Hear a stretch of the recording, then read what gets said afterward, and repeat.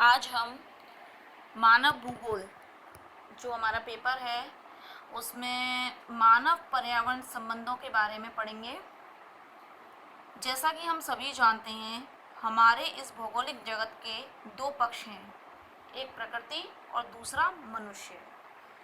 तो प्रकृति और मनुष्य ही दोनों ही जो हैं वो आपस में एक दूसरे से जुड़े हुए हैं, एक दूसरे को प्रभावित करते हैं, एक दूसरे को नियंत्रित करते हैं। हमारे जो भूगोलवेत्ता हैं उनमें भूगोलवेत्ताओं का एक पक्ष तो यह मानता है कि प्रकृति सर्वोपरि है, जबकि दूसरा पक्ष यह मानता है कि मनुष्य सर्वोपरि है। अतः इन दोनों विचारों के मध्य विरोधाभासी स्थिति रही है। तो सामान्यतः हम ये मानते हैं कि प्रकृति भी मनुष्य को प्रभावित करती है और मनुष्य भी प्रकृति को प्रभावित करता है। तो इस मानव और पर्यावरण के मध्य संबंध को समझने के लिए विभिन्न विचारधाराओं का प्रतिपादन किया गया है, जिसमें तीन विचारधाराएं प्रमुख हैं। इन तीन विचारधाराओं में सबसे पहले हम पढ़ेंगे निश्चयवादी विचारधारा के बारे में, डिटर्मिनिज्म। इसे कई अन्य नामों से भी हम जानते हैं, जैसे वातावरण निश्चयवाद, नियतिवाद, पर्यावरणवाद।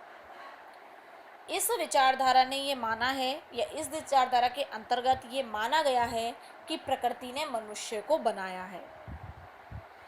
जितने भी हमारे आसपास जो भौतिक वातावरण है, उसके जितने भी तत्व हैं, वह मनुष्य की क्रियाओं को, उसके जीवन निर्वाह के साधनों को, उसके जितनी भी क्रियाएं हैं, उसका जो समाज है, उसकी जो संस्कृति है, उसको निर्धारित करते हैं।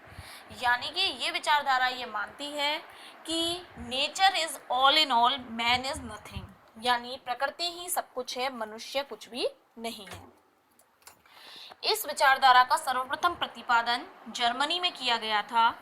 एक जर्मन विद्वान थे जिन्हें मानव भूगोल का हम जनक भी मानते हैं, फ्रेडरिक रेडजेल। तो उन्होंने सबसे पहले निश्चयवादी विचारधारा का प्रतिपादन किया। जर्मनी में इसका विकास सर्वप्रथम होने के कारण इसे जर्मन स्कूल ऑफ एनवायरनमेंट के नाम से भी जाना जाता है। रेडजेल का ये मानना था कि हमारी ये जो पृथ्वी है, हमारी जो प्रकृति है, उसने मनुष्य को बनाया है। जिस तरीके से एक चिड़िया उड़ती है जो अपनी स्वच्छंद उड़ान उड़ती है, उस तरह मनुष्य जो है वो इस प्रकृति के नियंत्रण से निकलकर नहीं उड़ सकता। मनुष्य तो एक तने के समान होता है जो कि हमेशा इस प्रकृति से जुड़ा हुआ है। उसका विकास, उसका सब कुछ जो है वो इस प्रकृति पर निर्भर है। जैसे एक तना जो होता है, उसकी जड़ जमीन में लगी हुई रहती है, धरती में जुड़ी हुई रहती है, ऐसे ही मनुष्य है जिसके पैर हमेशा धरती पर टिके रहते हैं। इस संबंध में पीटर हेगेट महोदय ने निश्चयवादी विचारधारा को परिभाषित करते हुए लिखा, environmentalism is the view that natural environment plays the major role in determining the behavior patterns of man on the earth surface। यानी निश्चयवादी संकल्पना एक ऐसी संकल्पना है जो कि इस धरती पर मनुष्य के व्यवहार के प्रतिरूपों को निर्धारित करने में एक बहुत ही महत्वपूर्ण भूमिका जो है वो निभाता है। यानी पर्यावरण जो है वो मनुष्य की क्रियाकलापों को निर्धारित करने में अपनी महत्वपूर्ण भूमिका स्थापित करती है। जो पर्यावरण निश्चयवादी विचारधारा है, अगर हम उसकी बात करें तो उसे स्पष्टता पुष्ट करने का श्रेय जो है वो कार्ल रिटर और अलेक्जेंडर वान हम्बोल्ट को जाता है। यानी दो विद्वान ये हुए हैं जिन्होंने कि इसको आगे बढ़ाने का, इसे पुष्ट करने का कार्य किया। फ्रांसीसी समाजशास्त्री फ्रेडरिक लीपले ने जो अपना सिद्धांत है उसे स्थान, कार्य, लोक के माध्यम से समाज पर जो पर्यावरण के प्रभाव हैं उनको समझाया। यानी इनका जो सिद्धांत था वो था प्लेस, वर्क एंड फोक। यहाँ प्लेस, वॉक एंड फोक लिखा है, आप वॉक की जगह इसको वर्क पढ़ें, प्लेस, वर्क, फोक।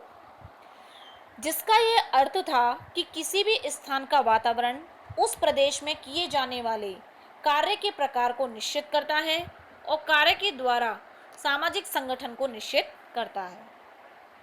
ये जो निश्चयवादी विचारधारा है, इसका विकास सबसे ज़्यादा जो है वो 1911 में हुआ, जब फ्रेडरिक रेडजेल की शिष्या कुमारी एलिन चर्चिल सैंपुल ने अपनी पुस्तक भौगोलिक वातावरण के प्रभाव में जो निश्चयवादी विचारधारा है उसका काफ़ी समर्थन किया, उसका विकास किया।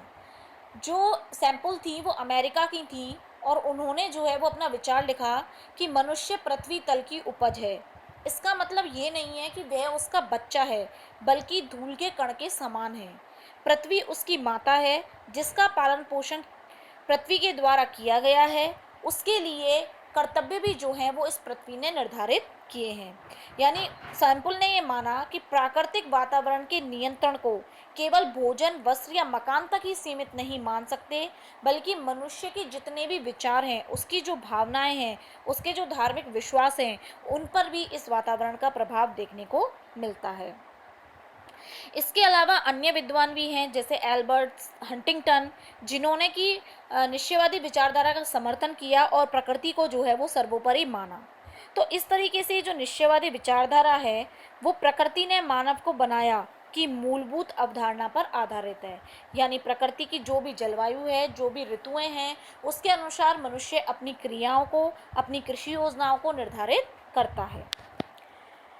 आगे हम बात करते हैं निश्चयवाद की आलोचना की। निश्चयवादी जो विचारधारा है 20वीं शताब्दी के प्रारंभिक समय में तो इसका बहुत ज़्यादा विकास हुआ, लेकिन 20वीं शताब्दी के मध्यवर्ती समय में धीरे धीरे जो है वो इसकी मान्यता कम होने लगी और मानव के क्रियाकलापों को अधिक महत्व दिया जाने लगा।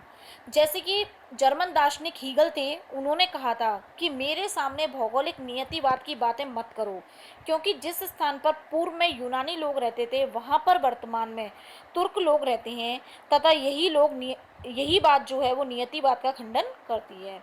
यानी अनेक आधार पर नियतिवादी विचारधारा का जो है वो खंडन किया गया। विद्वानों ने ये माना कि जो प्रकृति है वो सब कुछ नहीं है, मनुष्य भी अपनी क्रियाओं के द्वारा प्रकृति में समय समय पर परिवर्तन लाता है और अपना विकास और अपनी क्रियाओं को करने की कोशिश करता है। जैसे कि उन्होंने कहा कि अगर हम ध्रुवीय क्षेत्रों की बात करें, जैसे कनाडा वगैरह है, तो वहाँ पर जलवायु तो हमेशा कैसी रहती है, एकदम ठंडी जलवायु है, वहाँ की टुंड्रा जलवायु है, लेकिन फिर भी वहाँ पर अलग अलग जनजातियाँ रहती हैं, जिसमें एस्किमो है, लेप्स है, चुकची है। तो ये अलग अलग जनजातियाँ जो होती हैं, इनकी जो क्रियाएं हैं, इनका जो रहन सहन है, सभी चीज़ों में अंतर है। यानी एक ही क्षेत्र में विभिन्न प्रकार के लोगों का निवास रहता है। तो यानी मनुष्य अपनी इच्छा के अनुसार प्रकृति के द्वारा दी गई जो परिस्थितियां हैं उनमें जो है वो बदलाव लाता है। तो जो नियतिवादी विचारधारा है, उस नियतिवादी विचारधारा का धीरे धीरे जो है वो खंडन होने लगा।